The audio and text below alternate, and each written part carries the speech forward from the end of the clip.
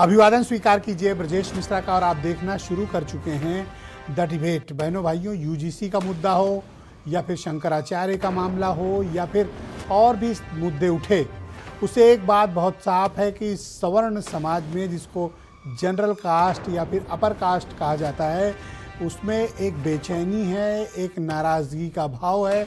लेकिन क्या ये नाराज़गी राजनीतिक रूप से बीजेपी या किसी अन्य पार्टी के लिए जोखिम भरी है, या फिर ये एक अस्थायी जिसे टेम्परेरी नाराज़गी है, आने वाले वक्त में ये नाराज़गी दूर हो जाएगी? क्या वाकई में यूजीसी का मुद्दा सेटल्ड हो गया? क्योंकि तलवार अभी भी लटकी है और सिर्फ स्टे ही तो हुआ है, अभी यूजीसी की नियमावली वापस नहीं हुई है। अब सवर्ण समाज की नाराज़गी और उसके आंदोलन और उसके आक्रामक व्यवहार पर आज खुली चर्चा। बहनों भाइयों, इन दिनों आपने देखा और महसूस किया होगा कि जो जनरल कास्ट है, जिसे अपर कास्ट और सवर्ण समाज कहा जाता है, उसने व्यापक और बड़ा जन आंदोलन खड़ा कर दिया, जिसके कारण केंद्र की सरकार को अपनी नियमावली को लेकर बैकफुट पर जाना पड़ा। कोर्ट ने हालांकि स्टे कर दिया, लेकिन केंद्र सरकार की इसमें कोई ख़ास स्टे में भूमिका नहीं रही, वो तो सुप्रीम कोर्ट ने किया। लेकिन इस नियमावली ने एक चीज़ बहुत स्पष्ट कर दी कि जातियों के बीच का जो विभेद है उसको वर्टिकली डिवाइड कर दिया। जातियां एक बार से फिर से सुस्पष्ट हो गईं और कम्युनिटी की नाराज़गी का भाव चरम पर पहुंच गया। लोग कहते हैं कि मंडल कमीशन के वक्त का जो माहौल था वैसा वातावरण निर्मित हो रहा था, लेकिन वक्त रहते कोर्ट ने इसे रोक लगा दी और मामले को फिलहाल के लिए अस्थायी तौर पर रोक दिया है। लेकिन उसके कुछ संदेश गए हैं। पहला संदेश, क्या वाकई में जो सामान्य वर्ग है, जिसमें ब्राह्मण, ठाकुर, बनिया, कायस्थ और भूमिहार, मुसलमानों को इससे थोड़ा एक्सक्लूड करके बात करते हैं, तो क्या ये कम्युनिटी नाराज़ है भारतीय जनता पार्टी से? अभी का जवाब है हाँ, इस वक्त। लेकिन क्या ये नाराज़गी स्थायी है, परमानेंट है, या ये अस्थायी है यानी टेम्परेरी है? और क्या भारतीय जनता पार्टी ने वक्त रहते इस जोखिम को पहचान लिया था? लेकिन उनके सामने एक तरफ कुआं और दूसरी तरफ खाई थी। अगर वापस लेंगे तो ओबीसी और एसटी समाज बेहद नाराज़ हो जाएगा, जिसे मनाना बेहद मुश्किल होता है।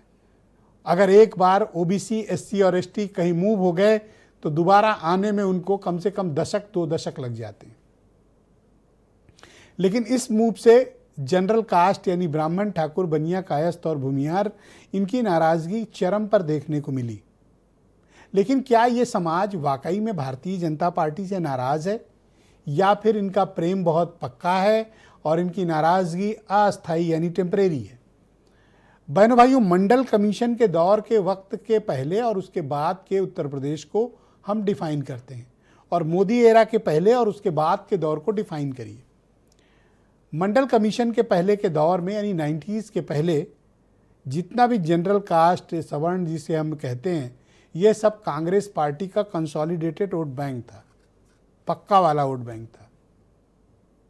लेकिन मंडल और कमंडल की राजनीति में ये डिवाइड हुआ और फिर इसका एक lion share Bharatiya Janata party को के विचारधारा से प्रभावित होकर उनके साथ अंगीकार हो गया, समाहित हो गया।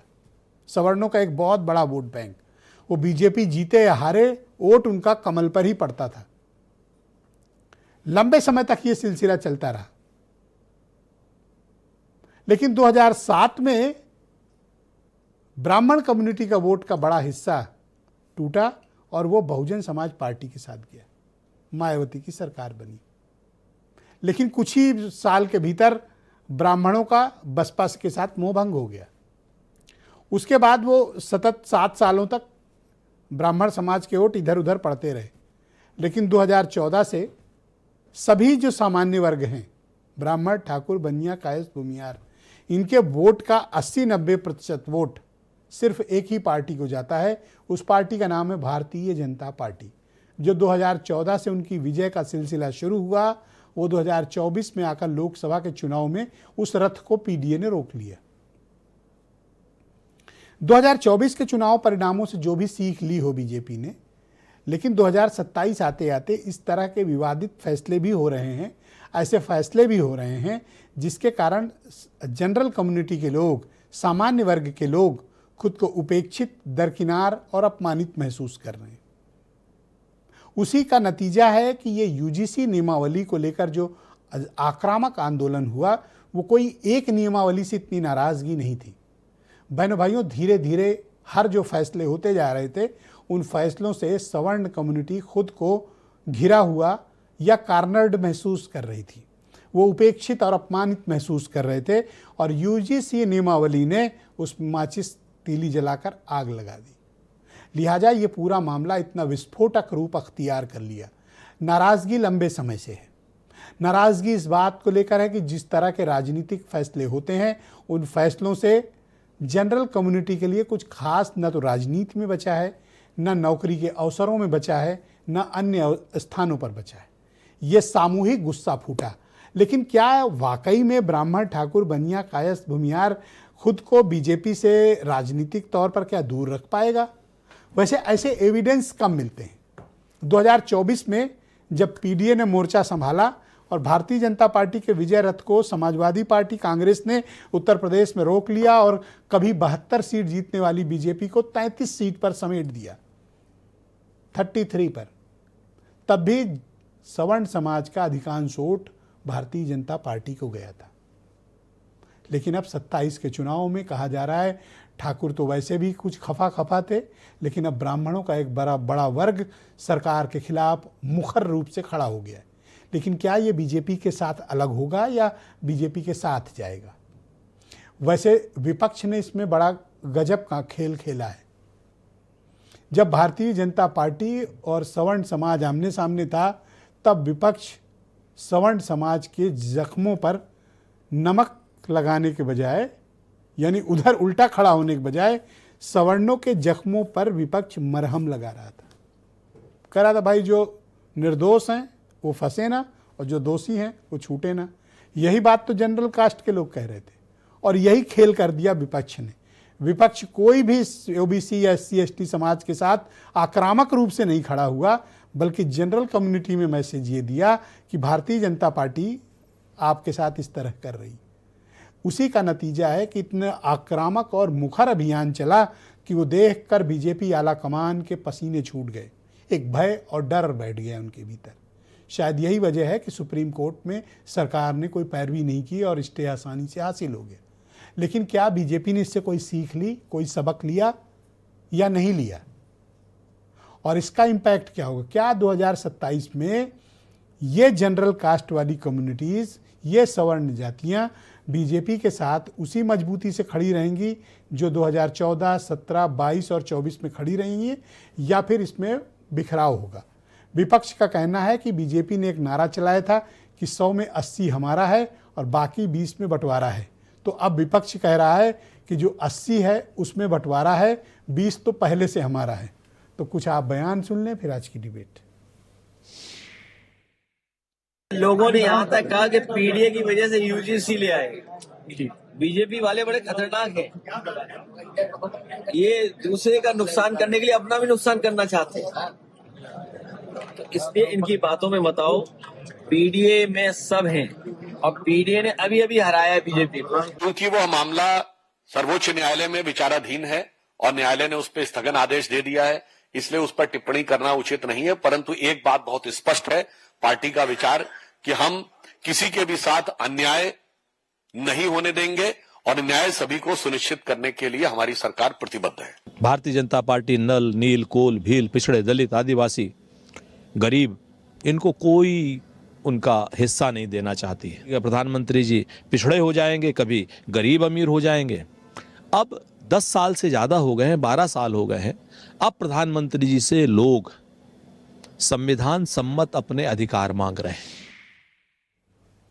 तो बहनों भाइयों, आज की डिबेट रत्नाकर सिंह भारतीय जनता पार्टी के प्रवक्ता हैं, अंशु अवस्थी उत्तर प्रदेश में कांग्रेस कमेटी के प्रवक्ता, दीपक रंजन समाजवादी पार्टी से हैं, अनिल दुबे राष्ट्रीय लोकदल के महासचिव, सुनील शुक्ला जाने माने पत्रकार और सवर्ण आर्मी के संस्थापक अध्यक्ष, सर्वेश पांडे, वीरेंद्र जी हमारे स्टेट हेड।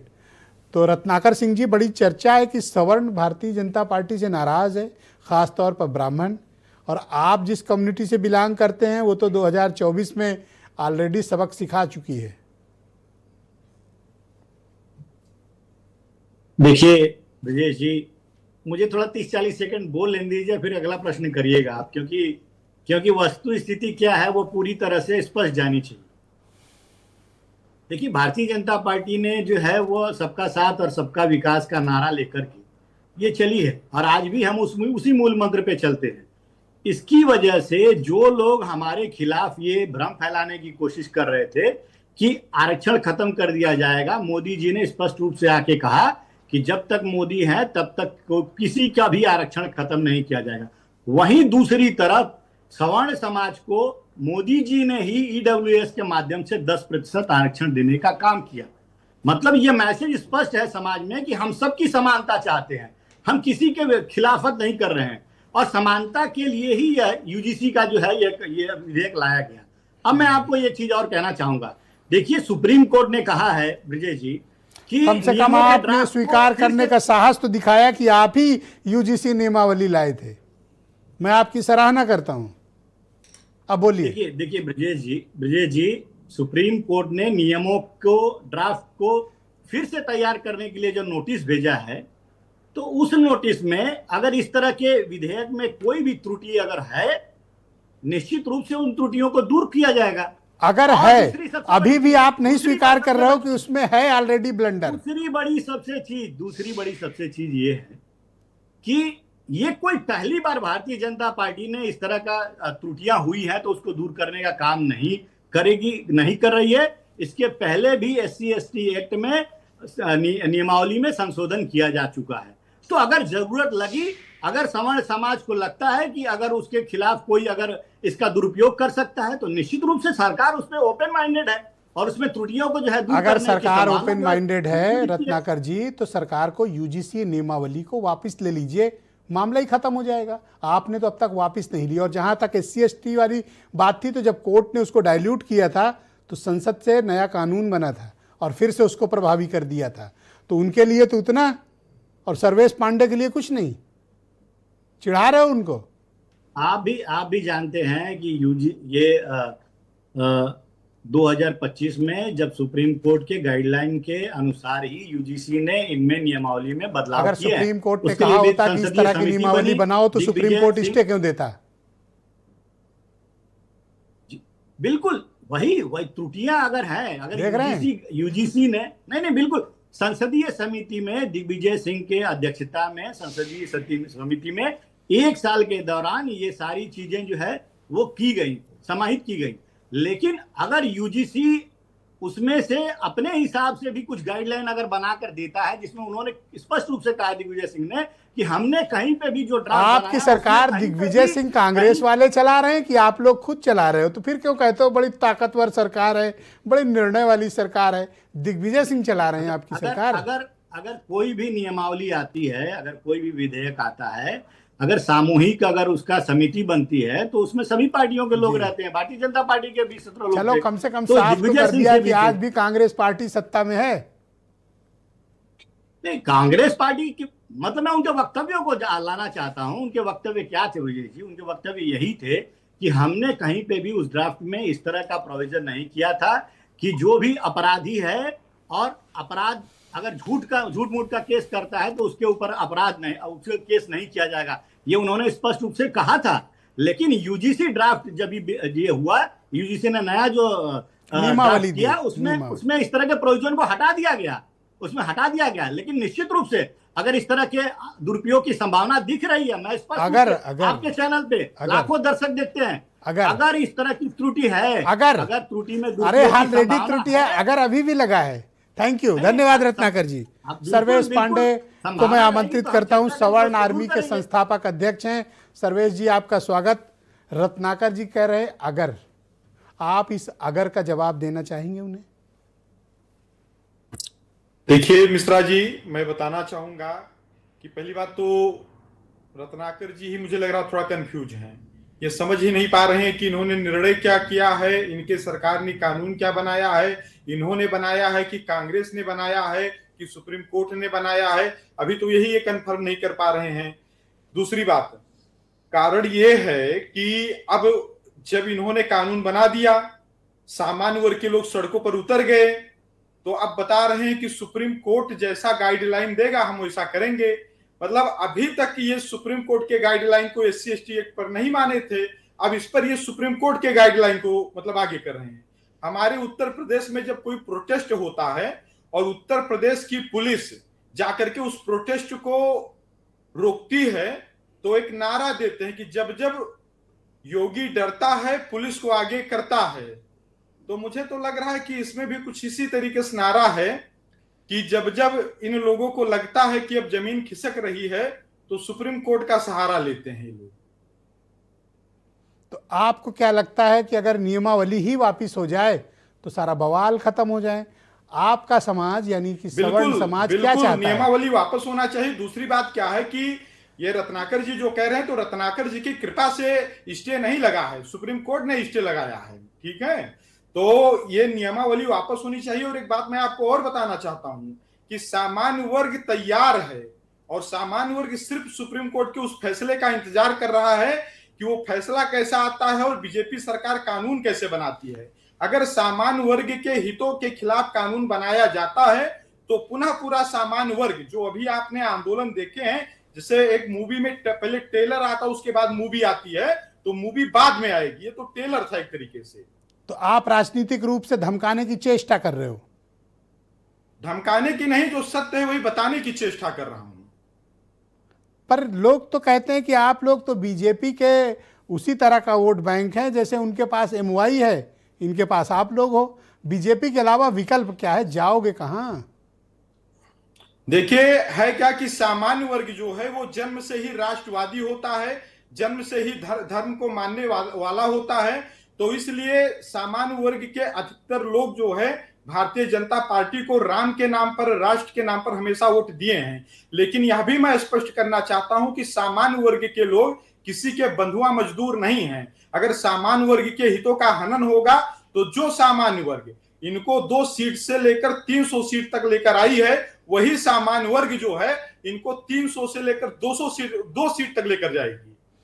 क्या सवर्ण समाज अब बीजेपी से नाराज है या आप लोगों की नाराजगी इस स्टे के बाद कम हो गई है, खत्म हो गई है? नहीं, स्टे के बाद नाराजगी अभी नहीं कम हुई। अभी तो हमें इंतजार है कि अभी ये क्या करते हैं। मुझे तो इस पर भी संदेह है कि कहीं ये SC/ST एक्ट की तरह उस पर संसद में कानून ना ले आवे, मुझे इस पर भी अभी डर है। तो और एक बात और बताना चाहता हूं कि कहीं ना कहीं सामान्य वर्ग का भरोसा टूटा है इनके ऊपर से। सामान्य वर्ग का जो है, इन्होंने जो कानून बनाए उससे भरोसा टूटा है इनके ऊपर से। ऑलराइट, मैं दीपक रंजन को इनवाइट करता हूं, समाजवादी पार्टी के प्रवक्ता हैं। आपकी पार्टी इस स्टे को लेकर किस तरह की ओपिनियन रखती है और क्या आपको भी ये लगता है कि सवर्ण कम्युनिटी, वैसे दीपक रंजन कायस्थ कम्युनिटी को बिलोंग करते हैं, लोग इनकी कम्युनिटी नहीं जानते थे, लेकिन चूंकि अब बात खुली गई है तो मैंने इनकी कम्युनिटी भी जाहिर कर दी है। तो आप बताइए, आपकी कम्युनिटी क्या चाहती है या आपकी पार्टी का क्या रुख है? देखिए, समाजवादी पार्टी जात की राजनीति नहीं करती और समाजवादी पार्टी सबको लेकर के चलती है। और पीडीए बार बार लोग पीडीए की बात करते हैं। ये कब से हुआ कि आप लोग जाति की राजनीति? ये तो घोर आश्चर्य है। बिल्कुल। देखिए, भारतीय जनता पार्टी कहती है सबका साथ सबका विकास, जबकि हकीकत तो ये है कि सबका साथ सबका विनाश। सबका विनाश करने का काम अगर पूरे प्रदेश में कोई कहते हैं कि भारतीय जनता पार्टी के पाले से गेंद बहुत निकल चुकी है और अब भारतीय जनता पार्टी के बस का कुछ नहीं बचा हुआ है। क्या फॉरवर्ड, क्या बैकवर्ड, क्या पिछड़े, क्या अति पिछड़े, आज की तारीख में सारे वर्ग इनसे नाराज हैं। हमारे पीड़ित मतलब है पीड़ित, दुखित और अपमानित। इस सरकार ने लोगों को पीड़ा दे रखी है, लोगों को दुख दे रखा है और लोगों को अपमानित करने का काम कर रही है। और देखिए, जो मामला माननीय सर्वोच्च न्यायालय में विचाराधीन है, इसलिए उस पर हमको कुछ टीका टिप्पणी नहीं करना है। जब वो पीडीए यानी कि OBC और SC/ST को अधिकार दे रही थी बीजेपी, आप उसका क्यों विरोध कर रहे हो? नहीं, हम तो जो है हमारा आप सवर्णों के साथ खड़े दिख रहे हो इस मामले में। देखिए, हम सवर्ण, हम तो सबके साथ, हमने कहा ना कि हम कोई जात पात की राजनीति नहीं करते हैं। हम तो फॉरवर्ड के साथ भी हैं, बैकवर्ड के साथ भी हैं, SC के साथ भी हैं, MST के साथ भी हैं।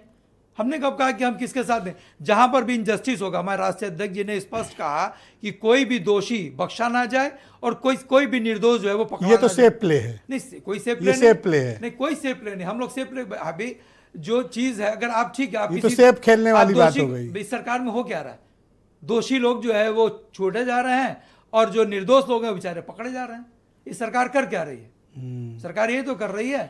ऑलराइट, शुक्रिया आपका। मैं अंशु अवस्थी को इनवाइट करता हूं। उत्तर प्रदेश में कांग्रेस कमेटी के प्रवक्ता हैं। अंशु, कभी सवर्ण कम्युनिटी कांग्रेस पार्टी की एकदम कंसोलिडेटेड वोट बैंक था, बाद में आपसे ये छिटक गया, चला गया, लेकिन अब ये यूजीसी कांड ने वर्टिकली सोसाइटी को डिवाइड कर दिया है जातियों में। कांग्रेस पार्टी किसके साथ खड़ी है? ब्रजेश जी, देखिए, कांग्रेस का एक नारा हुआ करता था, न जाति पर न पात पर मोहर लगेगी हाथ पर। हैं? न जाति पर न पात पर मोहर लगेगी हाथ पर। हम हमेशा हर एक वर्ग के, चाहे वो ओबीसी हो, दलित हो, सवर्ण हो, गरीब सवर्ण हो, सबके साथ खड़े रहे और सबके हितों में कानून बनाए, सबको अधिकार देने की वकालत की, जो कांग्रेस, जो संविधान में निहित है कि सबको जस्टिस होना चाहिए। सवाल यहाँ पर बीजेपी सिर्फ अपनी वोट की राजनीति के लिए पूरे समाज का ताना बाना तोड़ने पे उतारू थी। सुप्रीम कोर्ट ने आईना दिखाया है और बीजेपी के प्रवक्ता भी कह रहे थे कि भ्रम की स्थिति फैला रहे हो। आप किसानों के लिए जो 3 काले कानून लाए थे, तब भी आप यही कह रहे थे कि भ्रम फैला रहे हो, और आपने कानून वापस लिए, प्रधानमंत्री ने माफी मांगी, लेकिन 700 किसानों की जान चली गई, आप उनका मुआवजा नहीं दे पाए। 1989 में कांग्रेस पार्टी तो SC ST के लिए प्रोटेक्शन एक्ट पहले ही ला चुकी है, और अगर आप ओबीसी को शामिल कर रहे हो, अगर आप सच्चे हितैषी बन रहे हो, तो जाति जनगणना की बात राहुल सवर्णों के खिलाफ यूजीसी की नियमावली दिग्विजय सिंह के कहने पर लाई गई, ऐसा बीजेपी क्लेम करती है। इनका जो ये अभी फैला रहे थे रायता, मैंने नोट किया। रायता? हाँ, रायता फैला रहे ना अब। ओके। अब तो नेहरू जी के बजाय अब दिग्विजय जी के पीछे छिपना है। ये ना कहते हैं ये कि प्रयागराज में जो पुलिस थी, इनकी अधिकारी थे, वो कांग्रेस के नेता वहां पर गाइड कर रहे थे उनको, ये भी कह सकते हैं ये। तो हाँ, ये कह सकते वैसे एक बात है, कांग्रेसियों में आज भी ऐसी हनक और चमक है कि वो अभी भी लगता है कि सत्ता ही में है कांग्रेस। नहीं, एकदम मतलब हम बता रहे हैं, ये बात तो मैं मानता हूं, ब्रजेश जी, बने ठने अप टू डेट। नहीं, एक मिनट रत्नाकर भाई रुक जाइए। अगर आप वाकई में पिछड़े वर्ग के समर्थक हैं, तो जाति जनगणना क्यों नहीं कराते हो? राहुल गांधी जी तो लगातार मांग कर रहे हैं। तो बताइए, सवर्ण किसके साथ? कांग्रेस पार्टी मांग कर रही है। सर मुद्दे पे आओ, सवर्ण किसके साथ है? अभी तो बीजेपी के साथ हमने है। क्या कहा कि सवर्ण, पंडित ठाकुर बनिया भूमियार कायस्थ किसको वोट देगा? ना आपको कहां देगा? ब्रजेश जी, सवर्ण न्याय के साथ है? न्याय के साथ है, और अगर आप उनके साथ इस बिल में अन्याय कर रहे थे, इसलिए सड़क पर प्रदर्शन 8 दिन में भारतीय जनता पार्टी को समझ में आ गया। कहां समझ में आ गया? तो कोर्ट में, अगर इनको समझ में आया तो ये वापिस लेते ना, इन्होंने वापिस थोड़ी लिया है। सुनिए, अभी इनको आएगा समझ में, इनके नेता जब गांव में घुस नहीं पाएंगे तब। और ये आप समझिए कि ये आप समाज को तोड़ रहे हैं, और इससे कोई ओबीसी भी नहीं खुश उनको है। गांव घुसने से कौन रोक लेगा? कांग्रेस पार्टी के पास बूथ में तो वर्कर नहीं है, आप कहां रोक लोगे? वर्कर नहीं है तो 2024 में देखिए ना, सुपड़ा साफ हो गया इनका, कहां रह गए ये? और अगर जनता को 2 चरण तक ब्रजेश जी पहले पता चल जाता, तो हमारी 70 सीटें होती इंडिया गठबंधन की। बहुत शुक्रिया आपको। मैं अनिल दुबे को इस कार्यक्रम में आमंत्रित करता हूं। राष्ट्रीय लोकदल के राष्ट्रीय महासचिव हैं। तो आप बताइए दुबे जी कि सवर्ण समाज क्या नाराज है आप लोगों के गठबंधन से, और इस तरह के जो फैसले हो रहे हैं उस पर अनिल दुबे क्या राय रखते हैं? देखिए ब्रजेश जी, सवर्ण, पिछड़ा, दलित, राष्ट्रीय लोकदल तो सभी वर्गों को, किसानों की राजनीति करता है, और किसानों में सभी हम लोग तो जातिवाद करते हैं, आप तो पवित्र गाय हैं, सभी होली काऊ। नहीं, आपको पता नहीं कि किसानों में सभी जातियों के लोग होते हैं। तो आप सवर्णों के खिलाफ हो, इसका मतलब? नहीं, सवर्णों के खिलाफ क्यों हैं? हम आपने किसी के खिलाफ नहीं, तो नियमावली सबके का हमदर्द कहाँ हैं। विरोध किया बताओ? एक स्टेटमेंट अपना दिखाओ आप। नहीं, मैं पूछता हूं सर्वेश पांडे से कि अनिल दुबे पर जवाबदेही तय की जाए। नहीं, जवाबदेही अनिल दुबे पे मत करो। मैं तो उसमें भी बोला, और मैंने उस समय भी कहा था कि इस एक जो भी है, किसी वर्ग के साथ अन्याय नहीं होने पाएगा।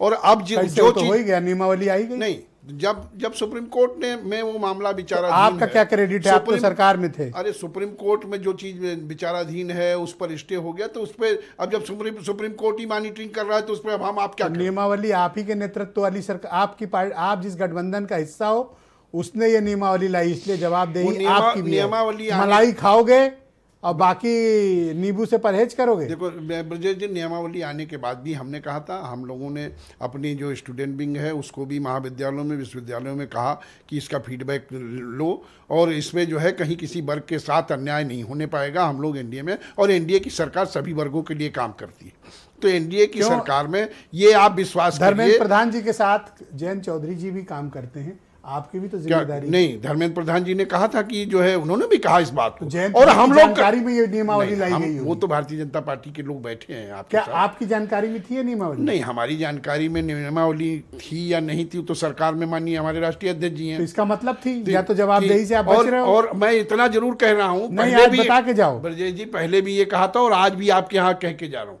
कि किसी वर्ग के साथ एनडीए की सरकार तो में ये अन्याय नियमावली नहीं किस होगा। मकसद से आप लाए? नियमावली की छोड़ो आप, क्यों छोड़े? नियम और कानून, नियम और कानून। मलाई सत्ता की खा रहे, मैंने सही बात नहीं, पूछ ली चलो, तो तिलमिला गए भाई। नहीं, मलाई की बात जयंत चौधरी किस मंत्रालय में हैं और किसके साथ काम करते हैं? सुनील शुक्ला से पूछवाएंगे अभी हम आपको। तो किसान और मजदूर की बात करते हैं, उनके हितों के लिए काम करते हैं। उसमें सवर्णों सवर्ण के भी है, खिलाफ हो या उसमें हाँ? सभी वर्गों के लोग हैं कि सवर्ण के साथ, गरीब के साथ कहीं भी ब्रजेश जी अन्याय नहीं होगा। सवर्ण आप बिल्कुल विश्वास रखिए। सवर्ण आप जिस मुद्दे पर डिबेट लेके आए हो, सुप्रीम कोर्ट ने जो कुछ भी स्टे किया है, इसके बावजूद भी सुप्रीम कोर्ट मॉनिटरिंग कर रहा है। फिर भी अनिल दुबे कह रहे हैं मेरा मेज ठोकने से कुछ नहीं कह रहा है, है तो आप कि बताओ। अन्याय किसी का, आप राजनीति इसमें जो लोग सेक रहे हैं, किसी को मौका नहीं तो मुझे मिलेगा। बता दो। ये सारे वर्ग के लोग एनडीए के साथ हैं और फिर आने वाले समय में एनडीए की सरकार बनाएगी। आपको किसी ने गलत बता दिया है कि जोर जोर बोलने से या मेज ठोकने से या चिल्लाने से बात कम्युनिकेट हो जाती है,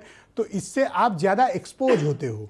मैं सिर्फ एक बात कह रहा हूं, आप मेरी बात सुन लो। आप लखनऊ में भी सत्ता में हो, दिल्ली में भी सत्ता में हो, बराबर के साझीदार हो, मंत्रालय लिए बैठे हो, और आप ही के राष्ट्रीय अध्यक्ष जहां पर मंत्री हैं जिनके साथ काम कर रहे हैं, आप भी, अगर ये गुनाह है तो आप उसमें बराबर से शरीक हो। मैं ये कहना चाहता हूं, ब्रजेश जी मैंने ये या तो स्वीकारो।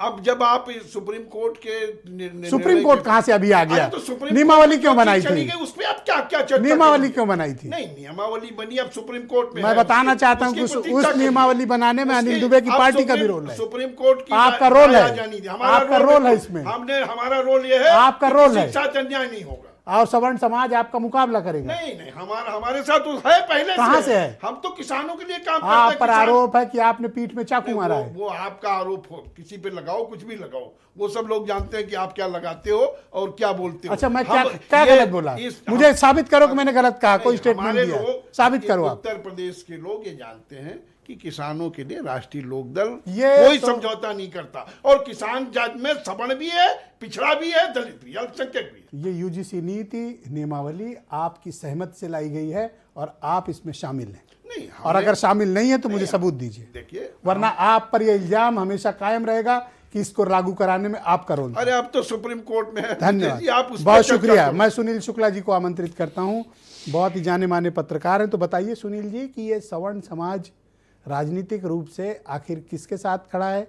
क्या ये नाराज है, या बीजेपी का इसका प्रेम पुराना है, ये प्रेम जारी रहेगा, या इसमें विपक्ष के लिए कोई संभावना है, या फिर ये मामला अब इसको स्टे के बाद खत्म माना जाए, या फिर ये तलवार अभी लटक रही है?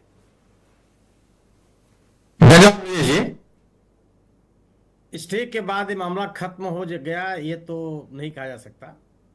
और सवर्ण समाज की जो नाराजगी है वो सामने है, लेकिन सवर्ण समाज बीजेपी से अलग हो जाएगा यह मानने में मुझे असुविधा है। और बीजेपी भी यह मान के चल रही है कि सवर्ण समाज उससे अलग नहीं होगा। इसीलिए जो पिछड़ों में सेंध लगाने की कोशिश है भारतीय जनता पार्टी ने वो किया है, और एक पॉलिटिकल नैरेटिव इसलिए भी कि भारतीय जनता पार्टी का अगर आप पिछले एक दशक के शासन को अगर आप देखिए तो पिछड़ों के लिए क्या किया। उत्तर प्रदेश का उदाहरण ले लीजिए आप।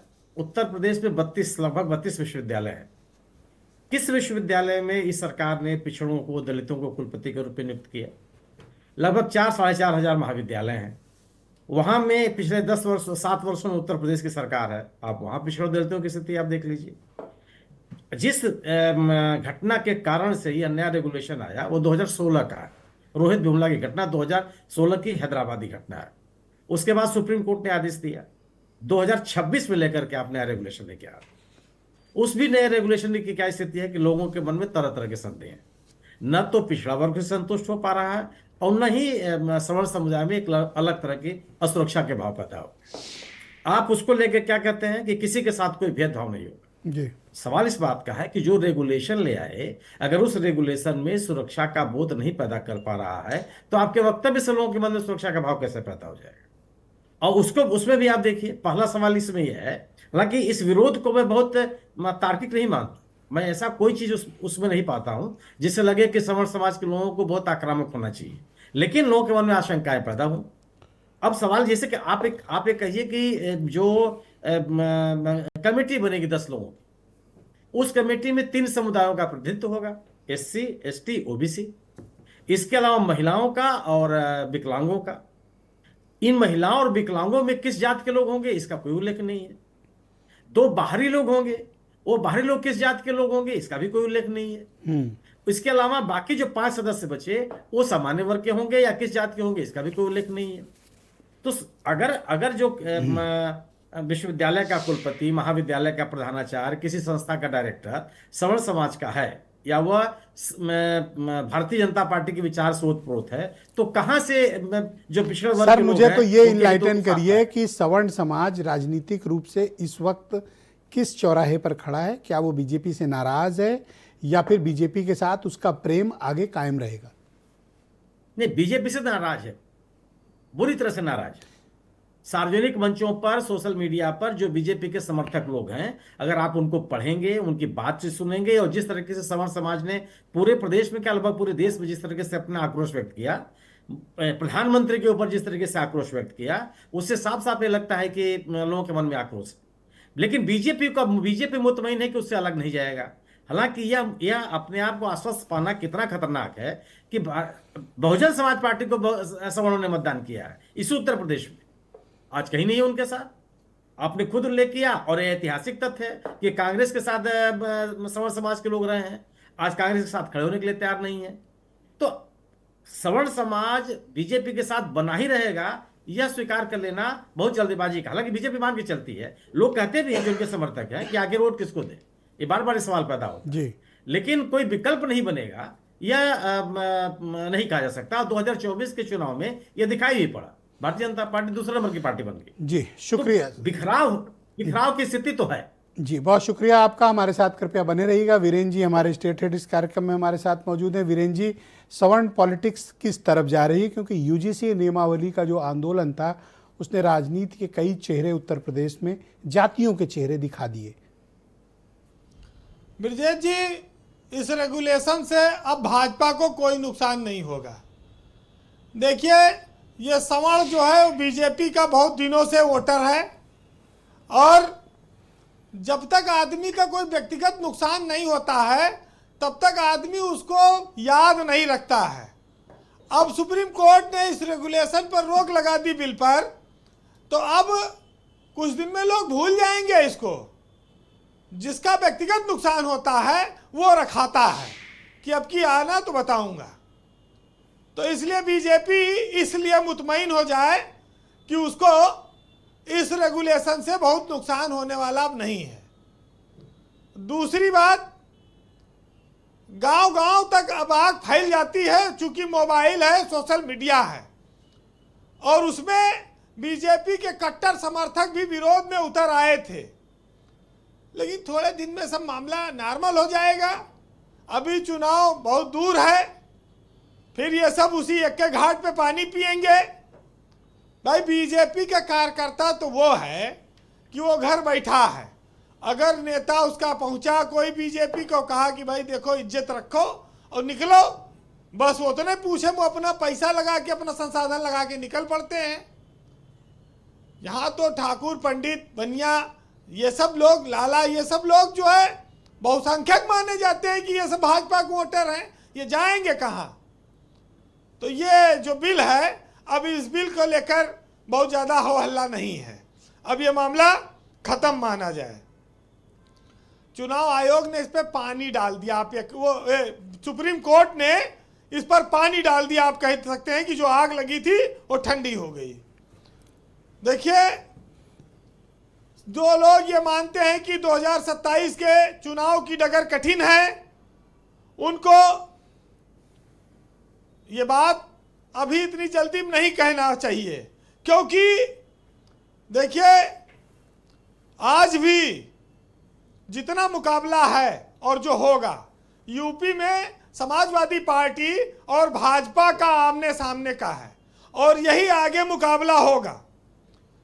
20% मुसलमान एक तरफा चला जाए समाजवादी पार्टी के पास, सवर्ण 20-22% एक तरफा चला जाए भाजपा के पास, तो लड़ाई बराबर की रही। जो 60% बचता है उसमें वही निर्णय करता है, उसमें तय करता है, उसमें ओबीसी, एससी, एसटी ये सब लोग हैं। ये तय करेंगे कि सरकार किसकी बनेगी, और उसी हिसाब से ये लोग अपना गोटी बिझाते हैं। लेकिन अगर सवर्ण 20% में घट जाएगा बीजेपी से, तो बीजेपी को नुकसान तो होगा ही। अभी बहुत टाइम है, वो मैनेज कर लेंगे। रही बात ओबीसी की और एससी की, तो लोकसभा चुनाव की जो भरपाई है वो अभी बीजेपी कर पाई है कि नहीं, ये तो नहीं कहा जा सकता। लेकिन जी, बीजेपी ये जानती है कि सवर्ण मतदाता विकल्पहीन है, वो कहीं नहीं भाग सकता है। ना वो कांग्रेस के साथ जाएगा, ना समाजवादी पार्टी को बहुत वोट दे रहा है, और ना मायावती के साथ जा रहा है। तो आप ये कहना चाहते हो कि सवर्ण समाज जिस तरह से बीजेपी को सपोर्ट देता आया है वो देता रहेगा, करेक्ट? बिल्कुल देता रहेगा, और ये सब भूल जाइए 4 दिन में। अच्छा, भाई कोई लागे नहीं ऊपर उनके ये तो बड़ा कानून। गाली गलौज कर रहे थे, आगोग लगाए ले रहे थे, तो बड़ा हंगामा मचाया। ये देखिए, ये सब बुलबुला था, फूट गया। जब किसी को कोई व्यक्तिगत नुकसान नहीं होगा तो आदमी कोई रखाएगा नहीं, कोई दिल में नहीं, भूल जाते तो हैं। वृहद हिंदू एकता फिर से बनी रहेगी?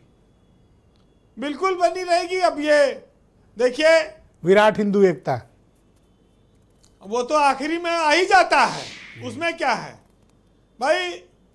कितने लोग ऐसे हैं जो कल समाजवादी हैं, फिर योगीवादी हो जाते हैं, फिर सिद्धांतवादी हो जाते हैं, फिर सही समय पहचान करने के चक्कर में लग जाते हैं।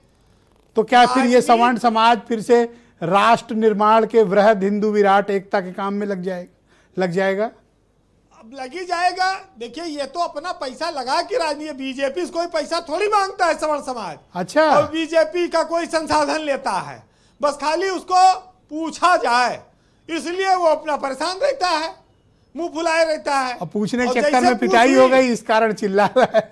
बस अब फिर से सुना पुचकार लिया गया है जी, सुना फिर से पुचकार लिया गया है। भाई वही तो मैं कह रहा हूं कि झंडा और विचार बहुत देर में बदलता है सवर्ण समाज, इसलिए वो अभी टिका हुआ है वहीं पर। लोकसभा चुनाव में बीजेपी को नुकसान हुआ, ये बात सही है, लेकिन अभी यूसीसी ने जो हल्ला मचवाया था वो हल्ला रोकने में कामयाब रहे, और इसका उनको फायदा हुआ है। तो अब वो आगे इसको संभाल ले जाएंगे। वैसे जी, कंक्लूड करें जी। देखिए, जातिगत मामला जो है वो सांप्रदायिक रंग कई बार ले लेता है। कॉलेजों में जो बच्चे पढ़ने गए उस शिक्षा में ये भेदभावपूर्ण व्यवस्था थी। कुछ लोग कहे कि दिग्विजय सिंह की अध्यक्षता में कमेटी बनी थी, उन्होंने ऐसा कर दिया। लेकिन एक कुमार विश्वास का ट्वीट आया था, आपको याद है? अभागा। हाँ, उसके एवज में एक और आ गया है। क्या? कि पहले उसका जवाब आया है, अच्छा, कि चाहे तिल लो या ताड़ लो राजा, और आई लो या पहाड़ लो राजा, मैं अभागा सवर्ण हूं, मेरा रोया रोया उखाड़ लो राजा। अब इसका जवाब क्या है? जवाब आया कि चाहे तिल लो या ताड़ लो तुम, हमें तो सदियों से छांटा गया, और तुम्हें जो आज चुभ गई सुई भर, हमें पीढ़ियों भाला भोंका गया। जी, बहुत शुक्रिया वीरेंद्र जी, आपका बहुत धन्यवाद हमारे साथ जुड़ने के लिए और दोनों पक्ष को राजनीतिक रूप से प्रस्तुत करने के लिए बहुत धन्यवाद। तो बहनों भाइयों, दूसरा चरण, इसमें 1-1 मिनट का वक्त सभी को मिलेगा। सबसे पहले मैं रत्नाकर सिंह को आमंत्रित करता हूं, बीजेपी के प्रवक्ता हैं। रत्नाकर जी, लोग लाख कुछ कह लें या जो सी भी बातें कह लें, लेकिन ब्राह्मण ठाकुर बनिया आपके पीछे मुस्तैदी से खड़ा हुआ है, आपको कोई रोया नुकसान नहीं हुआ। देखिए ब्रजेश जी, अभी सर्वेश जी ने जो कहा कि अगर उनके हितों की रक्षा नहीं होगी तो वो फिर से सड़क पे उतरेंगे। मैं आपके चैनल के माध्यम से ही उनको आश्वस्त करना चाहता हूं कि भारतीय जनता पार्टी किसी के साथ भी अहित नहीं होने देगी, चाहे वो किसी भी समाज का व्यक्ति हो, उसके लिए जो भी संभव कार्य करने पड़ेंगे हम निश्चित रूप से करेंगे।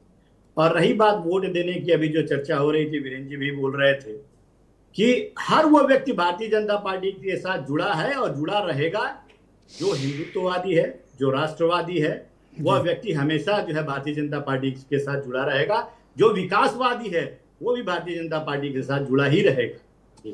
पर हिंदुओं की जातियों में आपने क्यों विभेद किया? वो तो आप वोट देते आए, पर आपने भाला क्यों मारा उनको? जो भी भ्रामक परिस्थितियां पैदा हुई हैं, आने वाले समय में सारे भ्रम की स्थितियों को दूर कर दिया जाएगा और किसी के हित का जो है वो अहित नहीं होगा, सबके हितों की रक्षा की जाएगी। ये भारतीय जनता पार्टी इस मामले में पूरी तरह से कटिबद्ध है। सर्वेश पांडे जी, मैं आपसे जानना चाहता हूं कि स्टे को आप ये मत समझिए कि स्टे कोई अस्थाई समाधान है, ये एक अस्थाई तौर पर फिलहाल रोक लगी है। मान लीजिए कोर्ट का फैसला है और मेरिट पर उसने कहा नहीं नियमावली सही है, तब? देखिए मिश्रा जी, हमें भी ये पता है कि ये कोर्ट का जो स्टे है ये अस्थाई नहीं है, अस्थाई है। और एक बात मैं बताना चाहता हूं, जैसा कि वीरेंद्र सिंह जी कह रहे थे कि सवर्ण जो है इतना जल्दी अपना विचारधारा और झंडा नहीं बदलता, तो एक बात मैं बताना चाहता हूं कि हम अपने बच्चों की बलि देकर के राष्ट्रवाद और धर्म का झंडा अब नहीं उठा करके चलेंगे। हमने राष्ट्रवाद का और धर्म का झंडा बहुत ढोया।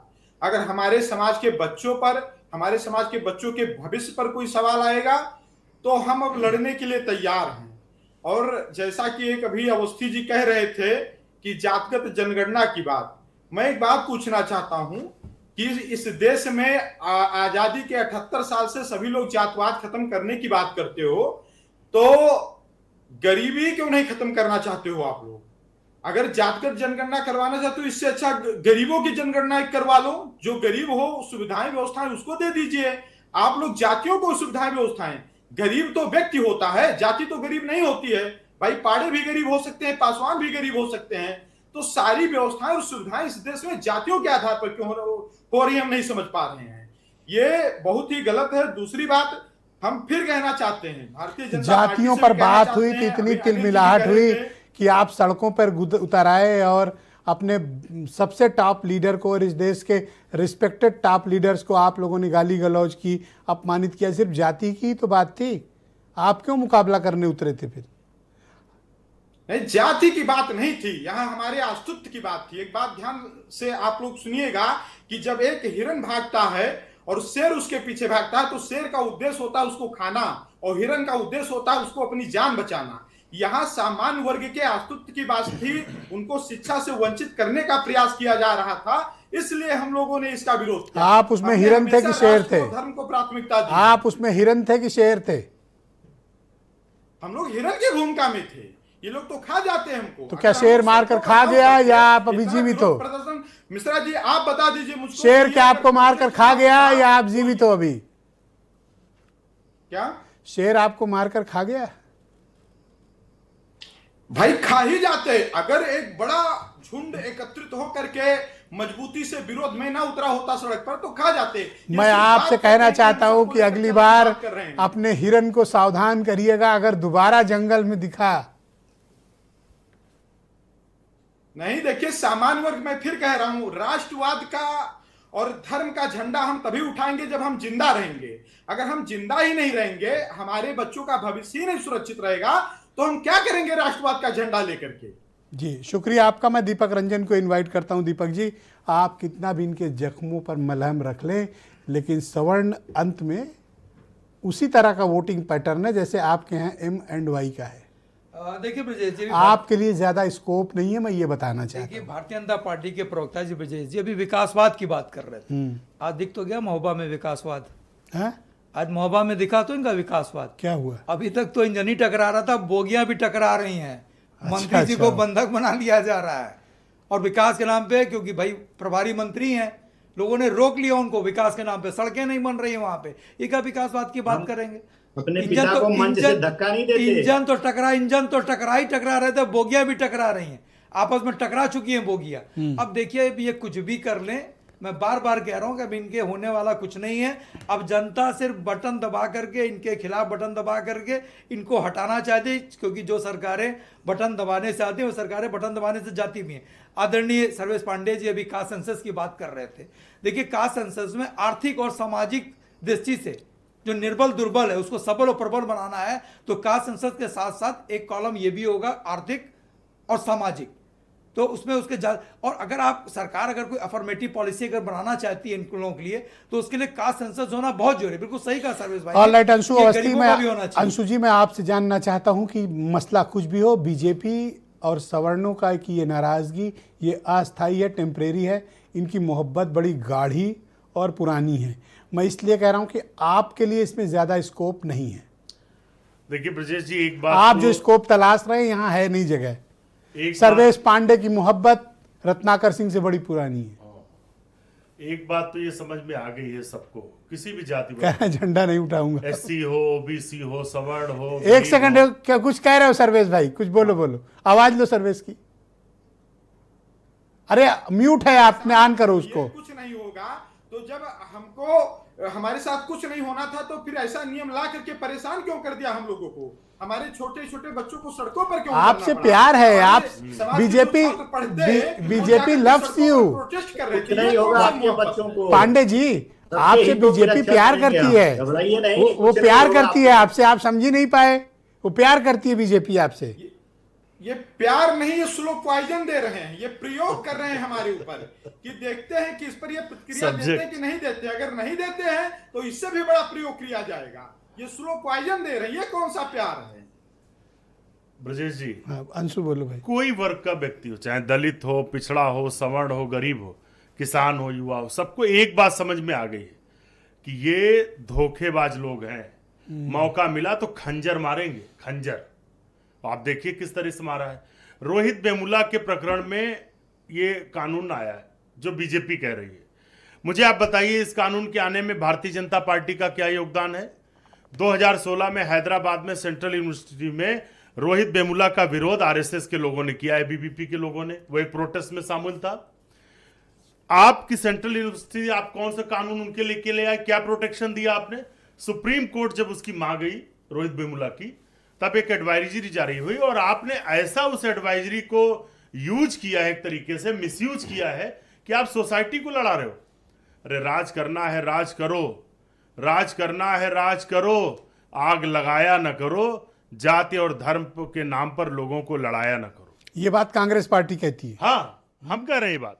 तो आप देखिए ना, धोखेबाज कैसे हैं ब्रजेश जी। ब्रजेश जी कैसे धोखेबाज है। SC ST कानून को इन्होंने खत्म किया। एक जीवन में क्या क्या देखना पड़ रहा है ब्रजेश जी, देखिए ना, एक ही लाइफ में क्या क्या देखना पड़ रहा है। वाह, ये बताइए, वाह अंशु अवस्थी, वाह। सुनिए, आप मुझे बताइए, 77 क्या साल में 60 बीजेपी साल इस देश में शासन करने वाली पार्टी किस तरह से पवित्र गाय बनी घूम रही है, जैसे उससे पवित्र कोई है ही नहीं। ये हम ही लोग से गुनाह होता है। ब्रजेश जी, सुनील शुक्ला से बड़ा गुनहगार कोई ये नहीं होगा। 70 साल जो है हमने राज नहीं किया, हमने सेवा की और जनता ने मौका दिया तो है। दिख रहा है कितनी सेवा 10 साल में मोदी ने हर तरीके से देश को बर्बाद किया है। Thank you. मैं 5 सेकंड और सर खत्म कर लूं सर। मुझे आप ये बताइए कि बीजेपी की ये साथी बता दें कौन सी इनकी नीति थी, किस तरीके से दलितों का भला करना चाह रहे थे? कौन दुबे जी से पूछ रहे को हो? खत्म कर दिया क्या था? दुबे जी से पूछ रहे हो? उनसे भी है, क्या साथी है उनके। इनसे SC क्या ST सवाल है? कानून को क्यों खत्म किया था, मुझे बताया ना भाजपा वाले। बोलिए, दुबे जी बताएंगे। चलो बताइए क्यों बोलिए, खत्म किया अब था? शांत हो जाओ बाप। पूछो ना जो बैठे हैं। बताए ना, नहीं, बीजेपी को बताएं, आप शांत हो जाओ। कौन सा भला हो रहा दुबे था जी, उसमें? नहीं, एक सेकंड, आप नहीं बोलोगे। हाँ दुबे, हम तो जब से आए ब्रजेश जी, नहीं SC ST वाला पूछिए। ब्रजेश जी हम जब से कभी आए, दिग्विजय सिंह के हमारे पीछे समय में छिप थोड़े जाते, कुछ कभी कोई नेहरू चीजें के हो रही। पीछे बीच छिप में मत जाते। बोलो। हम जब से आए ना, किसानों के लिए हितकारी कानून बन रहे हैं, हितकारी चीजें हो रही 700 है। किसानों को सर, गन्ने का सही है। मूल्य मिल रहा है, आज किसानों तक को मुआवजा गन्ने नहीं का मिला, मूल्य उसको मिल रहा है, तीन काले किसानों का कानून। भला हो रहा है। और ये जो भी बातें हैं, जिन बातों को लेकर के आप डिबेट लेकर के आए, जो बातें सर्वेश पांडे जी ने उठाई या किसी ने भी उठाई, मैं इतना जरूर कह रहा हूँ, चूंकि मामला न्यायालय में है, लेकिन किसी के साथ अन्याय नहीं होगा। ये कुछ भी करने की किसी को जरूरत नहीं पड़ेगी। इस सरकार में सब लोगों का ही भला आप होगा। सर्वेश पांडे की आड़ में छुप रहे हो, तो मैं सर्वेश ने एक बात कही, मैं वही आपके सामने रखना। उन्होंने कहा कि आप स्लो पॉइजन यानी धीमा जहर दे रहे हो सवर्ण कम्युनिटीज को। नहीं, कहीं किसी सवर्णों को आप धीमा जहर दे रहे हो। नहीं, सबको, किसी को कोई जहर नहीं मिलेगा। कहीं कोई हम लोग भी हैं और किसी कहाँ के हो साथ आप? तो ले आए, और आप किसी तो मारी डाले थे। अरे जब आप तो मंडल हिरण- कमीशन आया तो बीपी सिंह की जो सरकार थी, इनके समर्थन की सरकार थी, बीजेपी के समर्थन की ये सरकार सवाल थी। कांग्रेस से सुप्रीम पूछो कोर्ट सर्वेश के पांडे फैसले जी, के खिलाफ जाकर कांग्रेस के ने कभी भी SC मंडल कमीशन को लागू करने का काम किया। इनकी क्या सरकार राजनीति ने की काम उसमें? किया। और आज जो सामान्य वर्ग इनको वोट दिया, इनके लिए बूथ पर लाठी खाया, डंडा खाया, उसी सामान्य वर्ग को इन्हीं के राज्य में जो है सड़कों पर उतरना पड़ा। नहीं, हम लोगों ने उस समय भी पांडे जी कहा था जब क्यों? ये अभी तो बड़ा जब- ऐड के जब- अभी जब- तो हड़का रहे थे पांडे जी को। नहीं, अब पांडे जी ने एक बात बोली तो आपकी घिग्गी बन नहीं, गई। वो आप- पांडे जी को आप नहीं, अपमानित करने की कोशिश कर पांडे रहे जी थे। को हम नहीं अपमानित आप कर रहे, पांडे जी को अपमानित नहीं कर सकते दुबे जी। हम पांडे जी जानते हैं अरे अपमानित नहीं कर सकते आप उनको। जबरदस्ती मत बढ़ाओ। नहीं, आप अपमानित नहीं कर सकते। नहीं, पांडे जी आप क्यों दौड़े उनके ऊपर? नहीं, हमने ये कहा कि वो उन्होंने जिन सवालों को उठाया, हम लोग भी हैं, कहीं आप अन्याय नहीं सर्वेश होगा। पांडे को अपमानित मत सभी करो। वर्गों के साथ न्याय होगा, कहीं कोई हम लोग भी बैठे हैं, सर- बस इतना ही कहना है, बाकी कुछ नहीं कहना। सामान्य वर्ग न्यायालय के का बच्चों सम्मान। को- आप सुन लो। सामान्य वर्ग के बच्चों को आपने गुंडा घोषित कर दिया। सामान्य वर्ग के बच्चों को पहले ही आपकी जो ड्राफ्ट आई है, जो सूचना आई, उसमें पहले आपने गुंडा घोषित कर दिया। आपने दो कौन डिसाइड किया, एक शोषक एक शोषित। जब सबको आपने शोषक में कर दिया तो शोषित बचा कौन? सामान्य वर्ग बोलो, बचा। आवाज क्यों निकल गई आपकी? ये रत्नाकर पांडे जी को बगल में लाइए, उनसे बहस कराइए। क्यों? आप सत्ता में नहीं हो? नहीं, हम सत्ता में सहयोगी हैं। एक सेकंड रुक जाओ।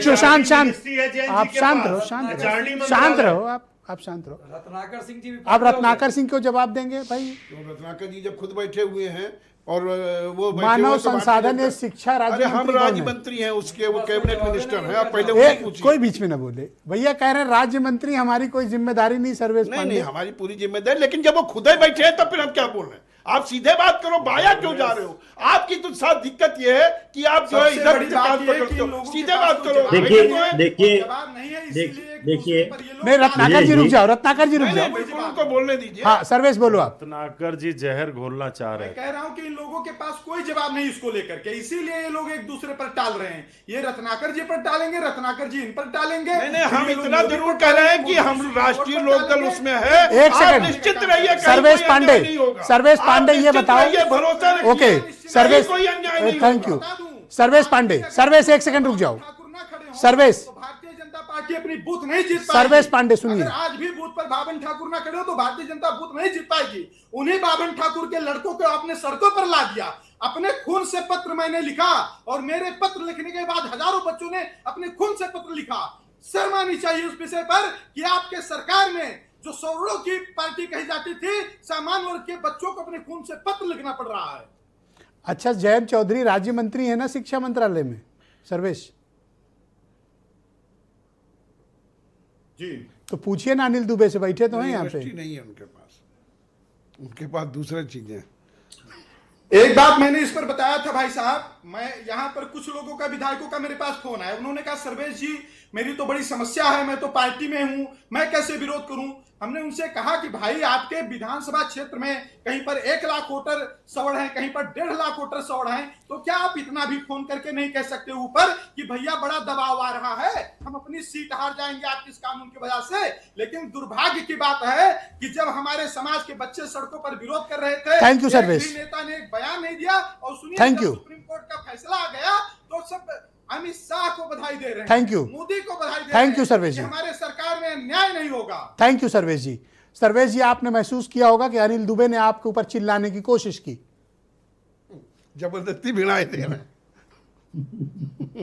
वो नहीं बड़ी बात चढ़ने होती है वाले। कि जब जवाब नहीं होती तो आदमी चिल्लाता है, और मैं बात सही रख रहा हूं। और एक बात और बताना चाहता हूं, मैं सपा बसपा भाजपा कांग्रेस का कार्यकर्ता नहीं हूं। थैंक यू सर, मैं धन्यवाद सौर आर्मी का सर। राष्ट्रीय सुनील शुक्ला जी, अध्यक्ष हूं, फाइनल वर्ड आपसे। तो सवर्ण समाज का पॉलिटिकल मूव क्या होगा सुनील जी? Sir 60 second. नहीं, सवर्ण समाज के मूव को लेकर के भारतीय जनता पार्टी भी चिंतित है, और आप इसका उदाहरण सर्वोच्च न्यायालय में भी देख सकते हैं। जब इस विषय में बहस हो रही थी तो सॉलिसिटर जनरल वहां उपस्थित थे, उन्होंने उसका विरोध नहीं किया। आप याद कीजिए कि हाल के वर्षों में कोई ऐसा प्रकरण नहीं आया है केंद्र सरकार का जिसपे स्टे मांगा गया है और सॉलिसिटर जनरल ने जम के विरोध न किया, एक शब्द नहीं बोला उन्होंने। यह भारतीय जनता पार्टी की सरकार और भारतीय जनता पार्टी की नीतियों का द्योतक है। उसको लग रहा है कि लोगों में हलचल है। और आप ये देखिए, सक्रिय जो लोग पदाधारक हो तो नहीं बोल रहे हैं, लेकिन कलराज मिश्रा जैसा कद्दावर नेता बोल रहा है कि इस कानून में संशोधन होना चाहिए। भारतीय जनता पार्टी को एहसास हो रहा है। और अभी भी आप देखिए कि जो आंदोलनकारी हैं, आंदोलनकारियों ने क्या क्या नारे नहीं लगाए। किसी आंदोलन के कार्य के खिलाफ एक भी दंडात्मक कार्रवाई आपको सुनाई पड़ी? जो नारे लगे हैं, अगर ये नारे समाजवादी पार्टी कार्यकर्ता लगा दिए होते, ऊपर लगता है, यूपीए में जेल चले जाते। ऊपर लगता है सर, यूएपीए लगता है। बहुत शुक्रिया, यूपीए लगता। बहुत शुक्रिया। मतलब आप सोचिए कि जी, आप झंडा पर नहीं लगा सकते थे, दरी नहीं बिछा सकते थे। बहुत वो शुक्रिया। सरकार बाकायदे इन नारों को सुन रही है। बहुत शुक्रिया। तो हलचल तो है जी, मैं ये आप छोड़ सभी के चली जाएगी या निष्कर्ष और जल्दीबाजी का हो जाएगा। बहुत धन्यवाद सर, आप सभी का मेरे साथ इस कार्यक्रम में मौजूद रहने के लिए बहुत शुक्रिया। बहनों भाइयों, एक छोटा सा ब्रेक के उस पार आपको प्रियव्रत दीक्षित मिलेंगे।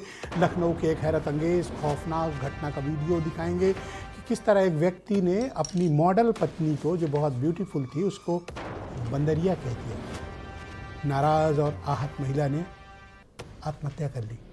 पूरी घटना छोटे से ब्रेक के बाद।